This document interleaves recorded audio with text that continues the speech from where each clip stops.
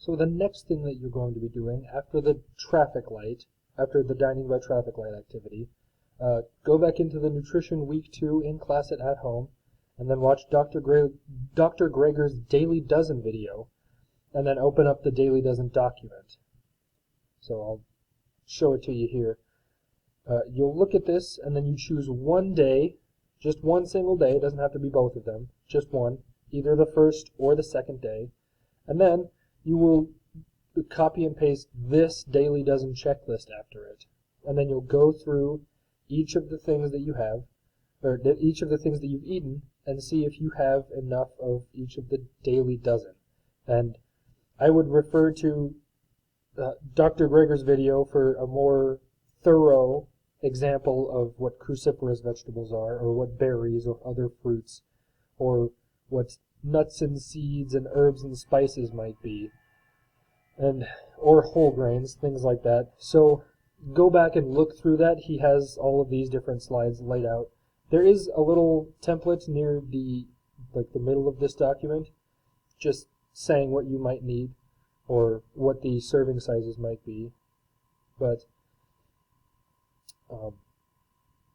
yeah, and here's the example that Mrs. Simpson has laid out too. So what you need to do, or at least from what I've told you to do, you copy and you paste it into your food journal. And I've been slacking on this. I haven't done mine yet. But what I would like you to do is maybe highlight these boxes, since we can't really check them off.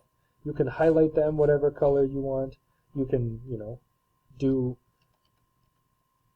just X them out next to it, just so I can sort of see what you might have eaten or how you might have checked these off. And then again, the servings consumed, if you got 2 out of 3, if you got 3 out of 3 servings of beans or legumes or whatever, you can do that. And then refer to it on whatever food journal line it's in. So if you had, let's, I guess, go back to what I had. I had a banana, and that was on line 3. Line number 3. And this is why it's sort of important to spread these out. I sort of messed up on this. I should have a banana on one line, a Nutri-Grain bar on the other line, my salted nuts on a third line, and then my stew on a fourth line. But yeah, I had a banana on line 3, and then if I had any other fruits, I would put that down too. So I had it on line 3, right? And then it seems I've only gotten one serving of, oh, sorry, that's beans. Do it on, like, fruits, other fruits. I would say a vegetable is another fruit. And then out of 3, I only got 1 serving of it. Cruciferous vegetables, though, I did have some Brussels sprouts, and you can refer back to the template as well, the Daily Dozen template, and it says how much a serving should be.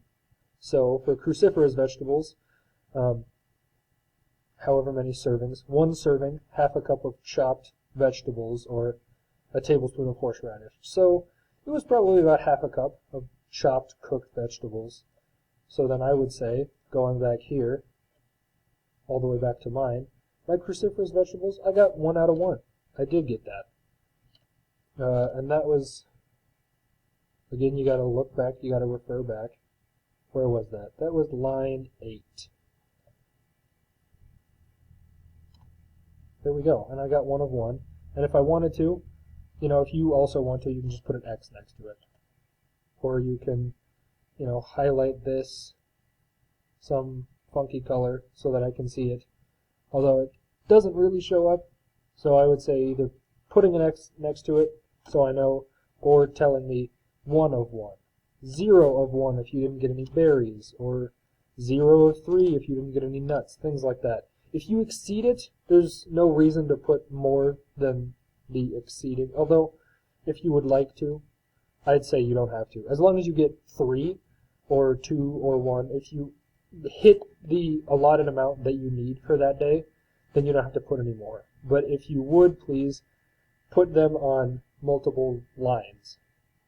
So if you did have fruits throughout the day, like if I had a banana for dinner, my dinner line was line number 8, so I would put 3, and then 8, and then if I had, a fruit for dessert, I'd put line 10, things like that. So please do that. And again, if you need to refer to each of these things for the Daily Dozen, that will definitely help you out. And all you need to do is just one single day for the Daily Dozen. And he lays that out too. Dr. Greger explains these very thoroughly. What cruciferous vegetables might be, what other leafy greens might be, what other vegetables might be. Seems we need a lot of different vegetables. And what the nuts and the spices and the grains are. If you had cereal, even though, Fruit Loops or Cheerios might be a red, you're still getting those grains. So, yeah, you would have one serving of a grain, or 2 servings, or 3 servings, depending on how big your bowl of cereal was. And spices, he has an entire list of spices, but anything that constitutes as a spice, or vanilla even, you could put that on there. And I don't believe that we have an exercise thing. Yeah, exercise not counted. And if you did exercise, you can check this off. There's only one amount of exercise that we need. But we don't have to include that in our food journal if we want.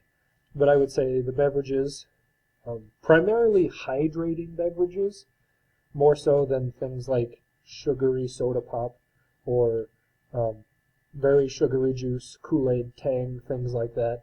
So for me personally, I would not count Tang as a beverage, although it was made with water.